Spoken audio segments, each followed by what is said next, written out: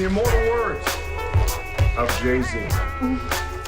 Whatever deity may guide my life, dear Lord, don't let me die tonight. But if I shall before I wake, I'd accept my fate. Hell yeah! Hell yeah! Really enjoyed it, and you fit very naturally into the franchise. It seems like you slipped into the world really well, and you and John seem to have a good rapport. John Chu? Yes. Yeah, sure. I love John. I love John, and he was the interesting choice, and he fought hard to get this. And when I get the call from Lorenzo de Bonaventura, our producer, he said, you know, our first choice right now is John Chu. He just did the Justin Bieber movie. I thought, wow, that's interesting. Yeah. And I'm not too sure if I see that connection. But you sit down with John, the first thing that pops out is his love for storytelling and his love for G.I. Joes.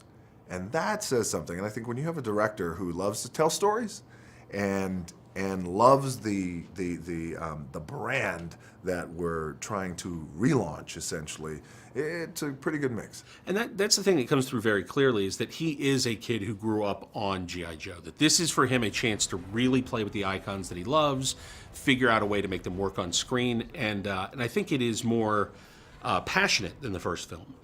You can feel it all the way through. Oh, good. I'm glad you feel that, and I'm glad you sense that, because that's exactly what we wanted to do. And well, you get, you know, as you know, sequels are tricky, and you gotta be careful with them. And a lot of times they're not as good as the first one, because the first one did so well. Now, in this case, the first G.I. Joe came out and made a lot of money, but there was room for a better movie. Yeah. And I think in the respecting the mythology of G.I. Joe, I think when you do that and you really give homage to it, then we strip away the lasers, we strip away the slickness of the outfits, and we go real, we go gritty, and we make a great movie.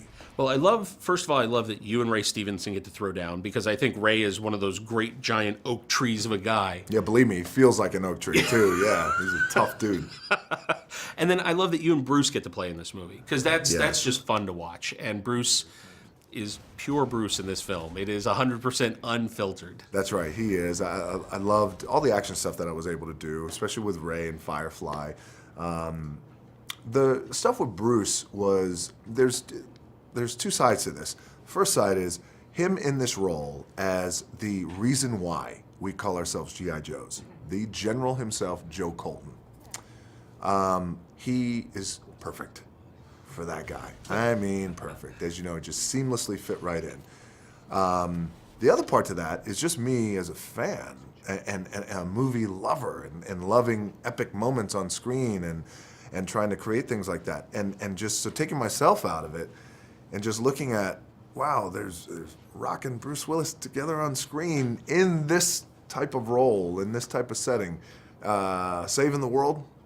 Man, that's cool. It really is. Really cool, yes. And finally, the chemistry that you and Channing have at the beginning of the film is so strong that now I want you to figure out what you and Channing can do away from this, because you guys really, it's so much fun in just those few moments of setup.